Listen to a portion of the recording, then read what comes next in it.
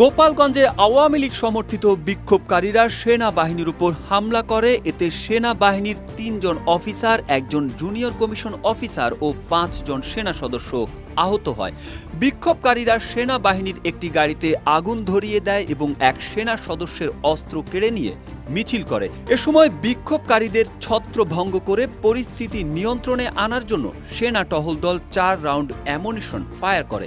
পরিস্থিতির তীব্রতা পরিলক্ষিত হওয়ায় ইতোমধ্যে যশোর ক্যান্টনমেন্ট থেকে গোপালগঞ্জে অতিরিক্ত সেনা মোতায়েন করা হয়েছে।